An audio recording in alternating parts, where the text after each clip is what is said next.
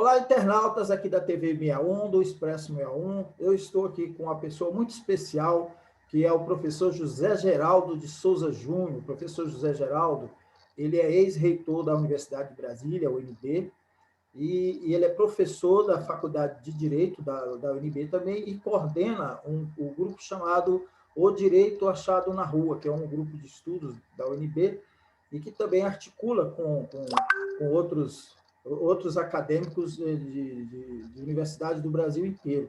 Ele vai falar um pouco sobre o direito achado na rua para a gente, mas antes eu queria dizer o seguinte, que a gente está retomando aqui, né, o programa O Direito Achado na Rua, dentro desse espaço que a gente edita e que já fizemos isso em outros canais.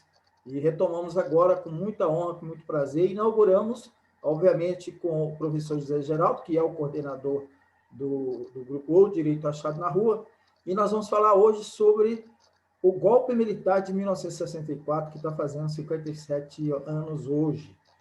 Como vai o senhor, professor José Geraldo? Um prazer revê-lo, estar aqui com a gente novamente. Então, João, é um prazer enorme e é a retomada de uma parceria que, a rigor, nunca se interrompeu, porque ela continua em vários espaços nos quais você exercita seu protagonismo de jornalista, de comunicador, e agora com esse espaço mais permanente em que, pelo eixo do grupo de pesquisa, o Direito Achado na Rua, né, que trabalha com a interlocução dos movimentos sociais e seu processo instituinte de abertura de espaços públicos, o exercício próprio da democracia e também enquanto mobilização na luta social por emancipação, por realização de direitos, tem uma capacidade de colocar aquilo que são as carências sociais vivenciadas nesses coletivos em agenda política para a constituição de novos direitos. É um processo contínuo, que é o que marca a história social da civilização, né? Então, é uma enorme alegria poder retomar esse contato nesse novo espaço que você está construindo e programar periodicamente, semanalmente, a partir de integrantes do coletivo, uma discussão que envolva o tema mais geral do direito na sua atualidade, as questões emergentes no cotidiano social, né, os problemas que requerem, né, novos olhares sobre temas que pareciam já estar estabelecidos, né? Por exemplo, a gente já tinha uma Constituição estabelecida como um avanço democrático enorme, né? Está aí ela no centro de uma disputa tremenda, um verdadeiro cabo de guerra, não é isso? Cabo de guerra, né? Para falar da conjuntura de hoje, né? Exatamente. E também, né, como uma mediação para o futuro, porque a conjuntura é dramática e o futuro a gente precisa construir, disputar enquanto projeto, enquanto possibilidade, não como destino, né? Mas como uma representação de valores que a gente possa instituir por essa mediação. Então, é uma alegria enorme e espero que comigo ou com outros colegas do grupo, nessa periodicidade, a gente vivencie nessa reflexão que o social inspira e que a gente chama de o direito achado na rua.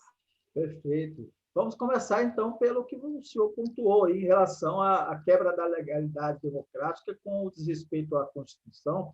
Então, a gente está vendo agora, nesse momento, na véspera desse dia fatídico, né, que existe um ensaio de uma nova aventura golpista no nosso país, né? Então, eu queria que o senhor fizesse um paralelo entre 64 e agora, e não querendo avançar muito, mas só para a gente aprofundar na análise, eu estava vendo uma opinião interessante, eu não lembro exatamente de quem, de que a gente vive um momento que pode ser, porque nós tivemos o golpe de 16, né?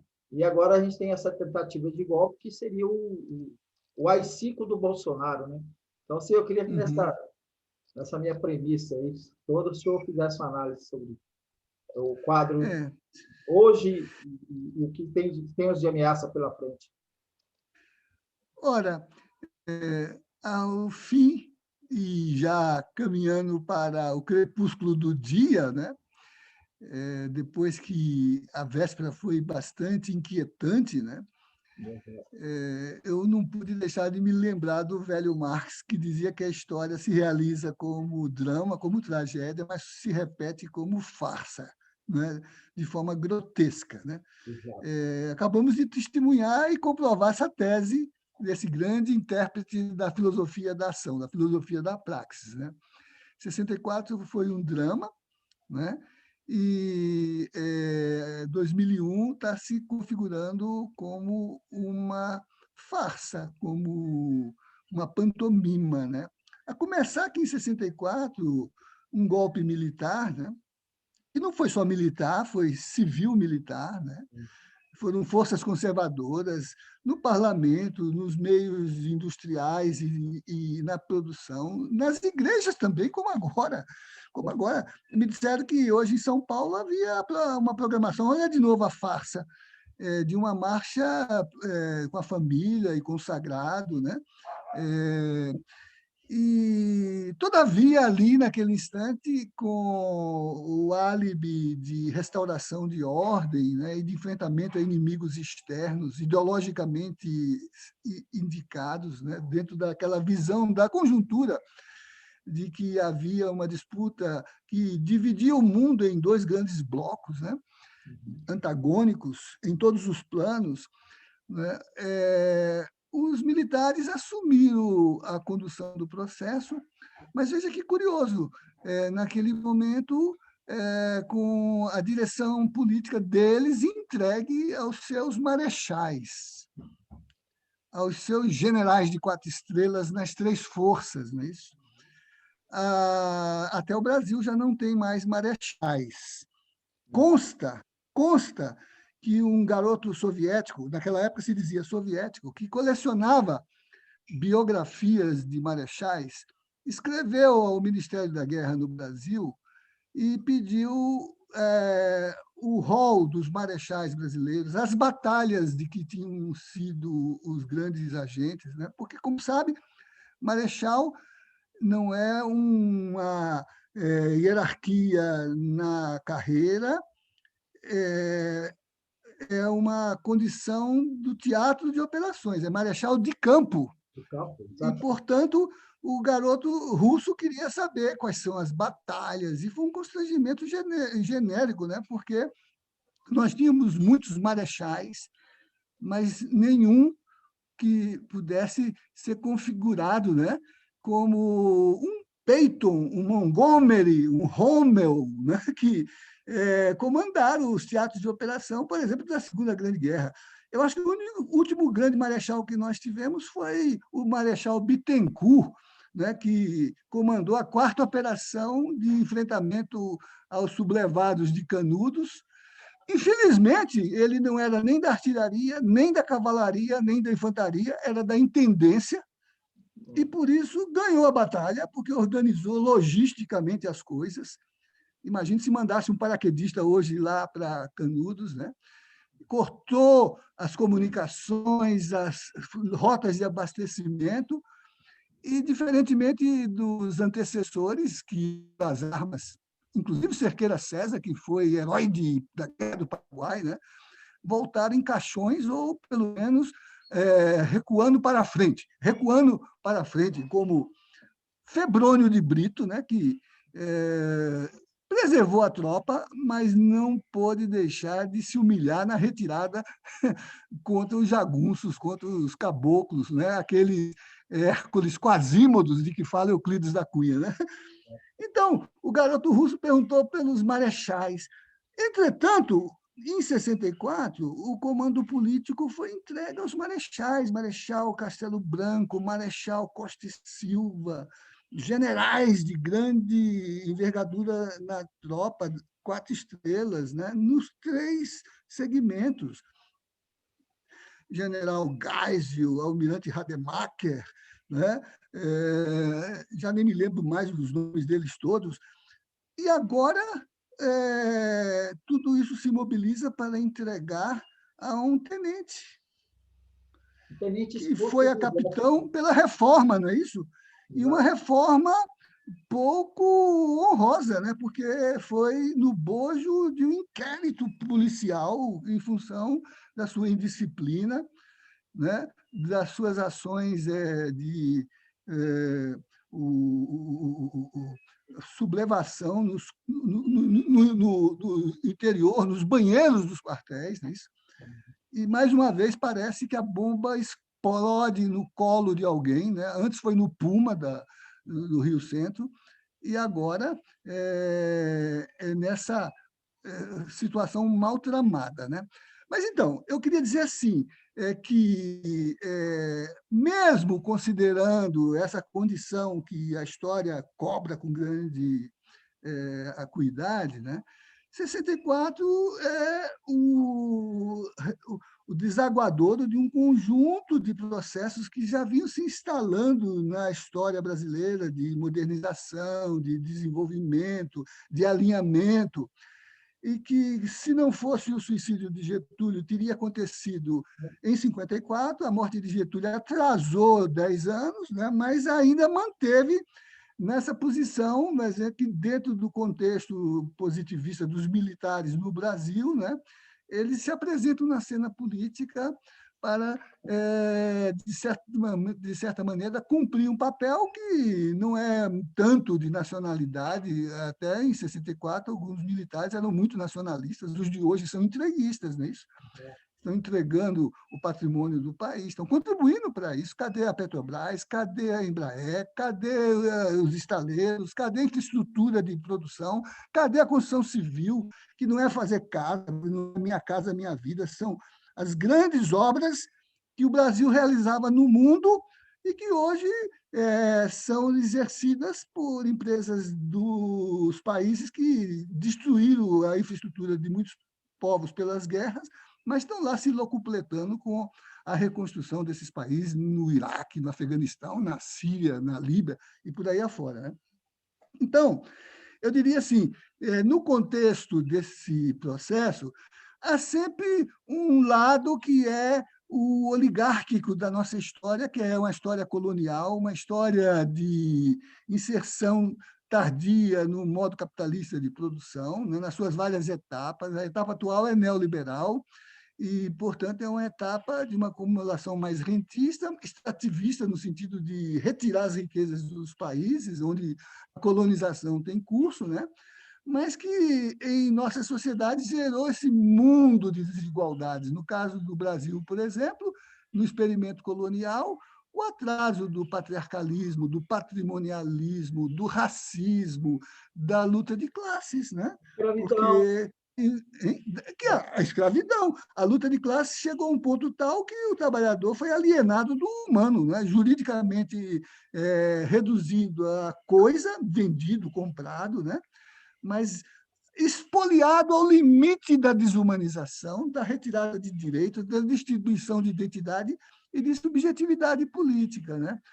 Então, eu acho assim, esse processo continua com outras características, mas ainda reduzindo a dimensão própria da condição da cidadania, que na história social sempre foi luta por emancipação, libertação e emancipação dos escravos, libertação e emancipação do feminino no patriarcalismo, libertação e emancipação dos segmentos marginalizados, vulnerabilizados, não são vulneráveis, são vulnerabilizados, os indígenas, os que provêm, né, da abolição irresponsável, sem política, sem inserção, jogado para as favelas e para a marginalidade nas periferias, né?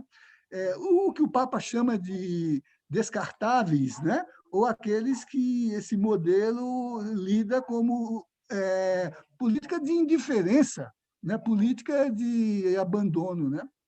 Então, nós temos na história brasileira essa tensão entre dois grandes projetos: a preservação decolonial do projeto oligárquico, que é elitista, que é racista, que é sexista, que é entreguista, né? Que é capitalista, e a dimensão da emancipação do social pela emergência dos sujeitos coletivos que pedem lugar na produção e lugar na política, e que foi o que se mobilizou desde 64, primeiro numa derrota inicial, mas depois no resgate da sua capacidade histórica de emergir politicamente com a transição que aconteceu em 1985 para um regime de enunciado democrático. A democracia é uma obra que nunca acaba, não é isso? É uma obra contínua, nunca acaba, né? E que, naquela altura, se fez com grandes mobilizações, mas que eu acho que se apoiaram em 3 princípios básicos que estão presentes na nossa questão atual. A questão da anistia, que foi recuperar para a política aqueles que foram adversários desse movimento e que resistiram nas lutas democráticas para que a oligarquia não prevalecesse e o país não fosse entregue à ganância internacional, anistia, né? A luta pela anistia, recolocar na política os protagonistas da política, né? Depois nós vamos ver que essa anistia foi reduzida na sua intensidade e desvirtuada nos seus objetivos. A luta pela Constituinte, que permitiu debater o projeto de sociedade que fosse ampliativo da democracia, não só representativa, mas participativa, e que envolvesse, né, o engajamento ativo dos sujeitos sociais na realização da Constituição e nos seus fundamentos, né? E a memória e a verdade, que é exatamente cobrar responsabilidade pelos que traem os ideais políticos da sociedade em formação, são desleais ao povo e se comprometem com pautas, vamos dizer, cujo centro designativo, nem diria centro ético, porque não é propriamente ético. Como é que é ético entregar as riquezas? Como é que é ético alienar o povo, não é isso? Por exemplo, agora se aliena no genocídio, né? na política de abandono sanitário e de deixar a natureza fazer a seleção de quem vai viver e de quem vai morrer, quando no mundo todo a ação política vence a natureza, domina o vírus e salvaguarda. Ontem, na China, não morreu ninguém. Na China, 1 bilhão de pessoas, não morreu ninguém. E a soma de todos os mortos, das principais cifras no Ocidente, de todos os países que ainda lidam com o problema da letalidade do vírus, é menos de 1/3 do que acontece no Brasil, que detém 34% das mortes globais. Quer dizer, é genocida ou não é genocida? Porque são escolhas, né? Então, hoje, 31 de março, é exatamente, de novo, embora sob a forma cômica, sob a forma farsesca, né? Mas é ainda o recrudescimento dessas mediações incompletas da luta pela democracia, da integralização do processo de anistia e da exigência histórica de responsabilização daquilo que nós chamamos de política de transição, memória e verdade, né? Isso, memória e verdade, né? Que, no caso do Brasil, foi uma coisa bastante complicada e reduzida no seu conceito e na sua função político-social. Exatamente. Né? Tanto a anistia como a questão da memória e verdade, essa coisa que ficou... A anistia foi desvirtuada, como se pontua. Mas a memória e a verdade... Porque, no fundo, ela embutiu espuriamente algo que é proibido pelos cânones do direito internacional, que é a autoanistia. Que é a autoanistia, que é anistiar os criminosos, né? Anistiar aqueles... Exatamente. Os perpetradores das violações se anistiam depois, inclusive, de terem julgado aqueles que foram seus adversários. Por exemplo, nós vimos a presidenta Dilma, né, que vivenciou a realidade desse processo, mas ela foi julgada, ela cumpriu pena, ela foi para presídio, né? nós vimos que todos os agentes políticos, de algum modo, na linha da oposição e do repúdio ao processo de expropriação oligárquica da soberania, eles foram julgados, e alguns julgados de forma compulsória, porque foram executados pela combinação indevida do juiz, do julgador, do promotor e do carrasco, né? Os porões estão aí carregados, né? Hoje, por exemplo, no 31, tem toda uma filmografia mostrando como foi essa história, né? Mas se embutiu nesse processo contra a concepção de transição como justiça, de reconstrução democrática, de reeducação da cidadania, né? Para o nunca mais, né? Se embutiu uma cláusula de autoanistia. E por isso que hoje, né, nas várias mobilizações, a gente tem uma que é de reinterpretar a lei de anistia, porque ela não foi feita para salvaguardar a irresponsabilidade dos perpetradores das violações que são de lesa humanidade, são inanistiáveis, são imprescritíveis, né? Como reza a Carta dos Direitos Humanos, né? E a Memória e Verdade, que retirou na negociação que foi feita no governo democrático a questão da justiça, exatamente para retirar da agenda de crítica o comportamento de gente que traiu as regras mínimas do direito internacional, dos direitos humanos, ou dos direitos políticos, por exemplo, censura, tortura, banimento, exílio, não é isso? Que não estão abrangidos por cláusula nenhuma. Né? E, diferentemente do que aconteceu no resto do mundo, nos nossos vizinhos, na Argentina, tem presidentes da República que foram militares desse processo que estão presos. Exatamente. Tem gente que foi condenada em tribunal internacional, Pinochet, pela cláusula da jurisdição universal e do princípio da imprescritibilidade de crimes de lesa humanidade, né? Aqui não, se faz uma coisa assim, cheia de homenagens, coisas meio, como a gente chama de, meio conciliadora por cima, né? Conciliadora por cima, porque por baixo os excluídos continuam excluídos e os subalternos continuam subalternizados, né? Exatamente. Professor, esses dois pontos que o senhor enfatiza aí, a anistia que foi embutida a perdão para os criminosos, né? E a falta de punição dentro da memória e verdade. E eu acrescentaria, né, no caso específico do genocida, eu acrescentaria o fato de que ele, há 30 anos, sempre pregou, e como parlamentar, desde quando era vereador, né, o senhor relatou lá o que ele fez nos próprios quartéis, né, mas ele, como parlamentar, usando a voz do parlamento, a institucionalidade, para poder pregar crimes, né, pregar morte, pregar tortura, exaltar torturador, e ninguém fez nada com esse sujeito. Né? Ninguém. O parlamento que ele atuava não fez, ele não teve um processo da comissão de ética, o judiciário também. Por que aconteceu isso? Né? Eu queria que o senhor analisasse para ele por que aconteceu e se isso também agrega ao momento que a gente está vivendo hoje, né? Que não só fortalece ele dentro dessa questão golpista, mas também arrebanha uma legião de seguidores que concordam com esse tipo de coisa.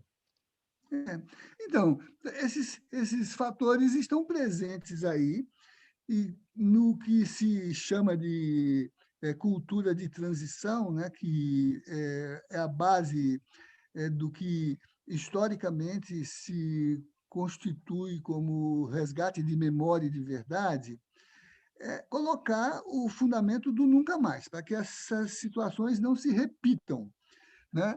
Porque há uma avaliação política no processo civilizatório de que as experiências que resultaram nesses danos éticos e sociais, né, que são danos ao sentido do humano, que está inscrito nas relações sociais, é, tem um alcance brutal naquilo que é a pedagogia da cidadania e da democratização da sociedade, né? Por isso que não se trata de punir no sentido da sanção que é vingativa, mas de responsabilizar, de responsabilizar. Por exemplo, retirar do espaço da ação política legítima quem viola as regras da política legítima, não é? Retirar aquilo que é a incompatibilidade do exercício republicano, democrático da função política para quem nega a política, para quem nega o reconhecimento democrático. Então, são perdas de direitos, são suspensões de possibilidades de participação em certos processos da política, não é? Não é retirar o mínimo de dignidade que o sujeito carrega em qualquer circunstância e até aquele que está mais excluído de qualquer franquia no social por uma sentença criminal não pode ser subtraído desse mínimo de dignidade. Então, essas condições entre nós, elas não operam por conta dessa hierarquia no social. Lembra que Maquiavel já tinha dito que para os amigos tudo e para os inimigos a lei, não é isso? O que aqui no Brasil, de modo um pouco cínico, Getúlio Vargas repetia. Mas na linha, né, de uma sociedade em que, como os seus intérpretes mais importantes, o Raimundo Faoro, o Sérgio Buarque de Holanda, Darcy Ribeiro, né?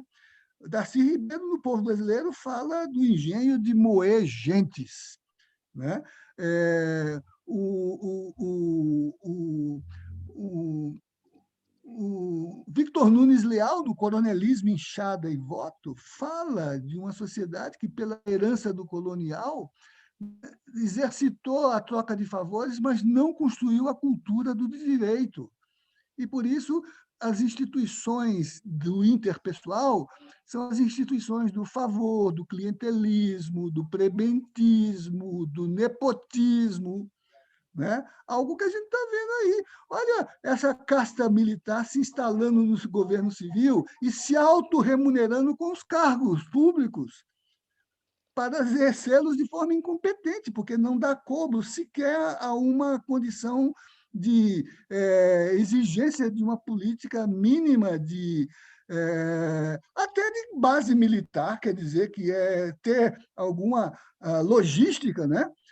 Por isso que o Clausewitz dizia no seu célebre Tratado da Guerra que a guerra é tão séria que não pode ser deixada a cargo dos militares, a cargo dos generais. Está lá no livro do Clausewitz.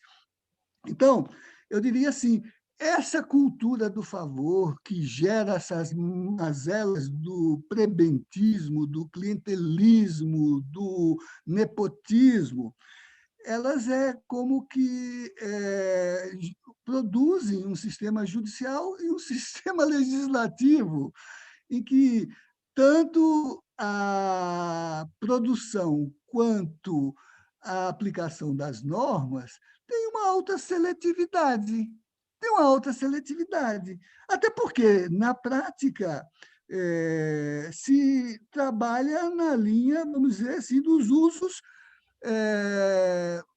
milicianos desse processo. Se exterminam a juventude negra nas periferias, os índios nas fronteiras agrícolas, né? Os camponeses nas disputas da grilagem, né?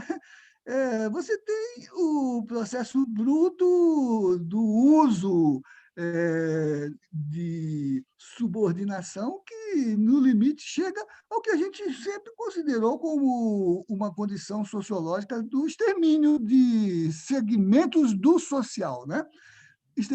Até nessa política do vírus aí, o vírus alcança todo mundo, mas mata quem? Quem está morrendo? Mata quem? Quem está morrendo? Né? Vai fazer a estatística, até mesmo quando você seletivamente recorta um espaço, por exemplo, o espaço onde estão os bem formados, os doutores. Vai ver entre os doutores, os enfermeiros, quais os que estão morrendo. Vai ver. Vê a cor deles. Vê o lugar onde eles moram, quais os que estão morrendo. Né? Então, são uma combinação desses fatores que eu penso, do ponto de vista da conjuntura, né, prorroga no Brasil, né, um sistema oligárquico que não se abriu civilizatoriamente para que o mundo está colocando, por exemplo, a necessidade de dar assistência aos desvalidos, de criar políticas de financiamento da sobrevivência e da emergência dessa sobrevivência, né?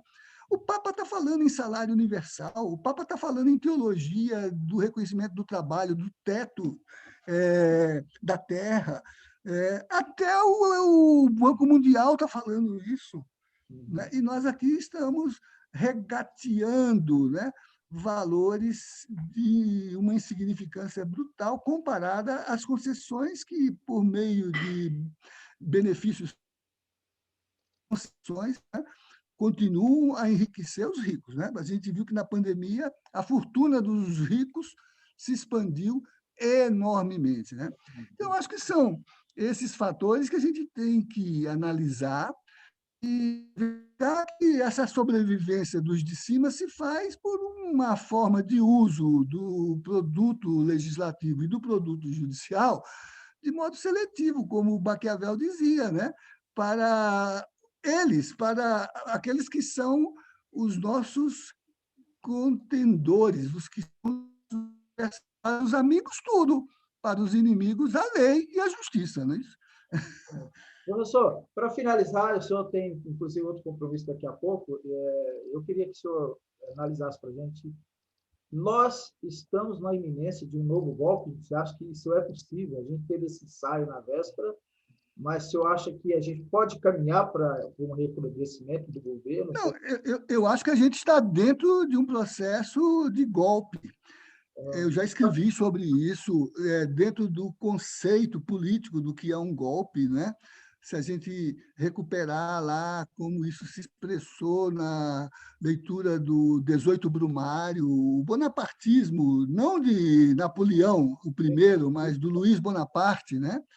Que também se valeu dos clubes, dos milicianos de seu tempo, né? Para impor uma forma de pressão que implicasse restaurar, do ponto de vista da elite francesa e da elite burguesa, os interesses da expansão burguesa numa Europa que se tornava a força locomotiva do modo capitalista de produção, não é isso? Imperialista, colonizadora, né? E expoliadora da mão de obra do trabalho. Leia o Germinal de Émile Zola. Né? Então, que nós estamos num processo de golpe, tal como definido por os intérpretes, Marx, inclusive, que escreveu uma obra chamada 18 Brumário, de Luiz Napoleão, né, de Luiz Bonaparte, né, para mostrar, inclusive, que lá na França, quando a própria legislação se tornava um obstáculo, as favas à legislação, como Odilon Barrot disse, a legalidade nos sufoca. A legalidade é a dele, ele é do ministro da Justiça, a legalidade deles, né? E vão para o golpe. Então, num processo de golpe, a gente está e enchemos a bibliografia brasileira recente com obras mostrando que, desde 2014, de forma institucional, se deslegalizou, se desdemocratizou, se desconstitucionalizou o país e se destituiu uma presidência legítima por um pretexto banal. Imagine, por pedaladas fiscais. Olha o crime de responsabilidade da presidenta da República. Pedaladas fiscais. Não foram 300 mil mortos, não foi essa forma de insurreição contra as instituições, essas ameaças de todo dia, né?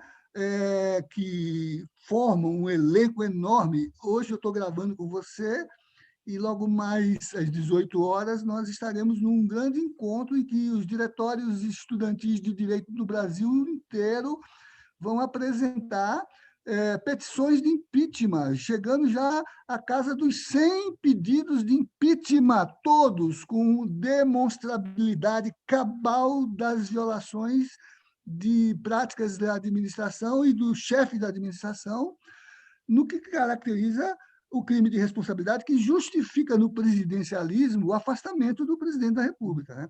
Então, a gente assistiu a esse processo combinado, né, com uma aliança parlamentar de interesses pouco justificáveis, né? Uso de verbas, concessões de todo tipo, judicial, porque está aí o lawfare e está aí agora, né, o próprio judiciário se penitenciando desse processo, né, como diz o rapaz lá, né, citando, diz ele, Edith Piaf, né, ele citando Edith Piaf, né?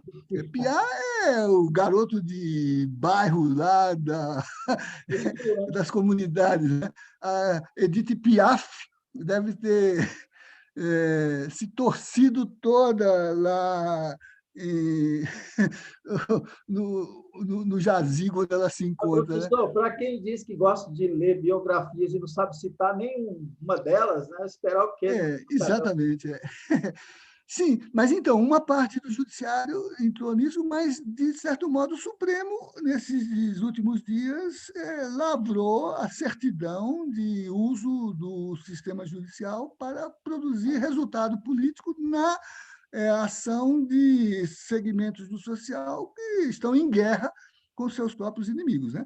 Afastou, por meio de artefatos judiciais, uma candidatura popular e forte à presidência da República, que agora esses atos estão sendo desqualificados ou por suspeição, ou por erros de procedimento, ou por inépcia, ou por incompetência, né?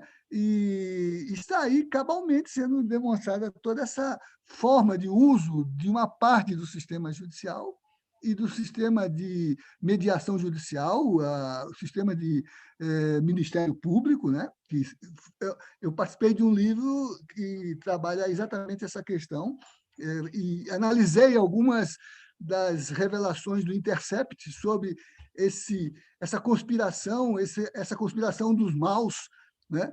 Essa forma clandestina de usar o aparato, mas também, João, por uma parte significativa dos meios de comunicação, Sim, com que certeza. elaboraram a narrativa desse processo, continuam elaborando, João, continuam, né? E que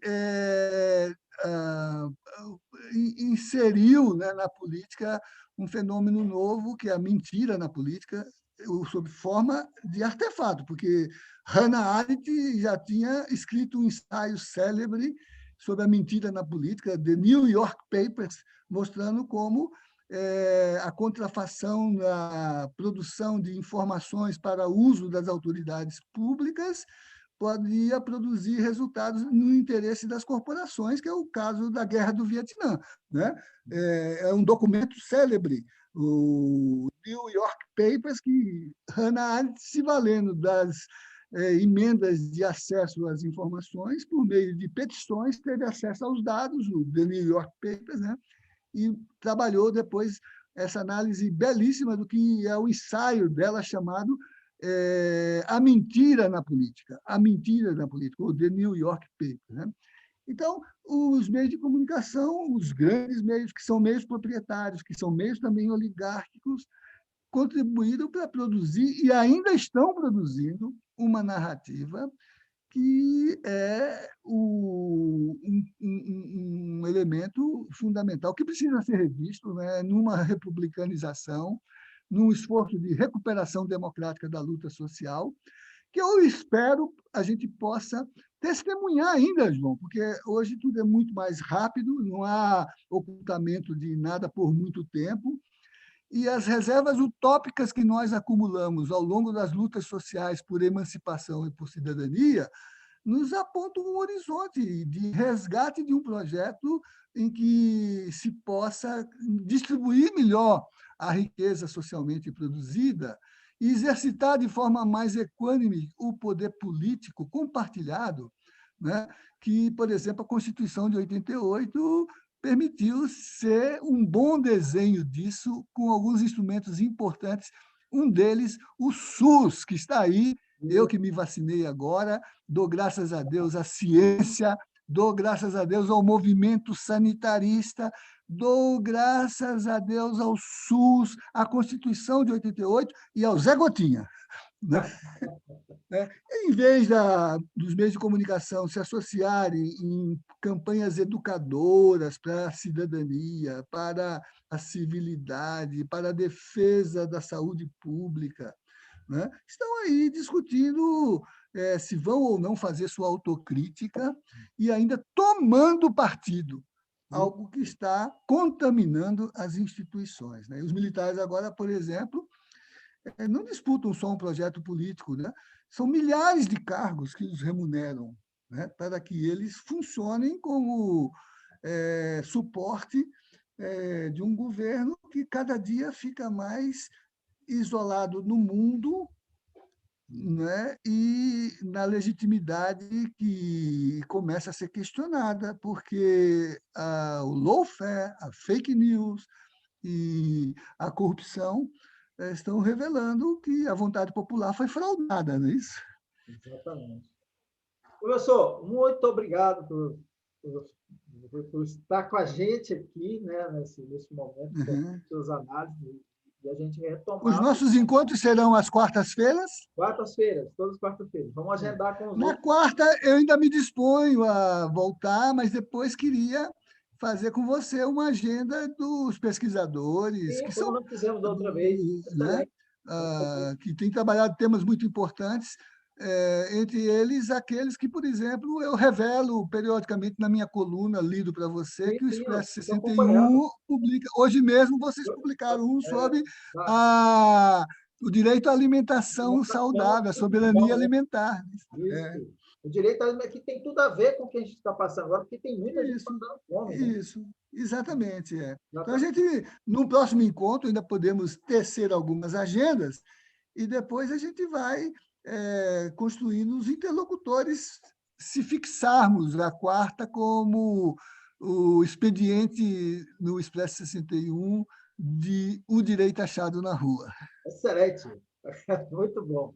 Obrigado, professor. Boa live aí com a moçada do Centro Acadêmico de Direito. Olha, mas vai participar dela o presidente do Conselho Federal da OAB, a ex-deputada jurista, advogada Luciana Genro, e os jovens estudantes de direito, que eu já li a petição de impeachment, eu que já assinei 2 ou 3, quero dizer que essa, do ponto de vista técnico, do ponto de vista teórico, do ponto de vista constitucional, está perfeita. Só precisa o elemento político para fazer transitar algo que, do ponto de vista da admissibilidade técnica, é inquestionável, né? Agora, resta acumular base política para fazer... Porque é um processo político, né? Circular essa moção de impeachment de uma autoridade que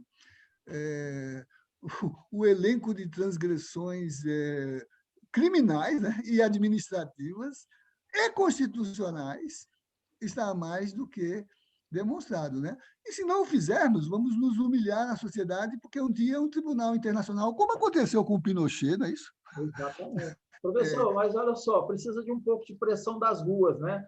E o José Trajano disse, acho que foi ele que lançou o movimento para a geração 68, que está sendo vacinada, como é o caso do senhor, e o senhor é geração também 68, e para as ruas. O que o senhor achou dessa ideia aí?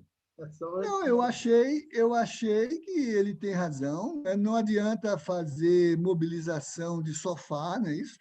Até o Papa Francisco fala de uma igreja em saída, você tem que ser capaz de exercitar uma missão, que é uma missão pastoral, uma missão transformadora. Ele tem razão, mas precisamos garantir a preservação da saúde em geral. Então, fazê-lo de modo a não ser vetor de transmissão, né? porque não tem política para preservar a transmissão, né? Não tem política, né? Não tem política nem funerária, não tem previsão nem para caixão. A situação está difícil. Muito obrigado, É, professor. Então, até a então, próxima quarta, né? até a próxima quarta. Vamos combinar que ainda serei eu na próxima quarta, Com prazer, né? muito bom. E deixa eu ver aqui, na próxima quarta será o dia 7. 7 de 7. abril. Se for nesse horário que estamos gravando, eu posso, porque mais à tarde eu tenho uma outra live sobre aquele livro que eu organizei, Direitos Humanos e Covid-19, os grupos vulnerabilizados no contexto da pandemia. Um livro muito importante que a editora De Plácido acabou de editar. Maravilha. Só Então, para se for lembrar, nesse horário, ainda pode ser eu. com certeza. Só para lembrar que dia 7 de abril é o dia do jornalista, viu? Exatamente, exatamente. Então, a gente pode falar um pouco O sobre a papel da liberdade. imprensa. Isso, a liberdade de. Eu estou num grupo, assinei até agora, recentemente, um abaixo-assinado dos que se formaram como amigos da liberdade de imprensa, o caso Nassif, e uma série de outros casos que têm Sim, sido sim. alvo do que a gente chama de assédio aos meios de comunicação alternativos, a liberdade de imprensa. Exatamente. Acho que a gente pode pegar duas vertentes. Uma é essa, né, os jornalistas que estão sendo perseguidos, e a outra é falar do papel da própria mídia nesse Isso, retrocesso, exatamente. como o senhor já Exato. explicou aí. Há um volume do Direito Achado na Rua, Sim, Introdução Crítica ao Direito à Comunicação e à Informação. Você tem esse é livro? aqui, está aqui Tem. comigo. Tá, certo. Muito bom. Depois a gente pode dar o link dele no próximo programa para a audiência da nossa entrevista. Perfeito, combinado. Tá bem. Ok. Olá, aí para o senhor. Até lá, João. Até lá.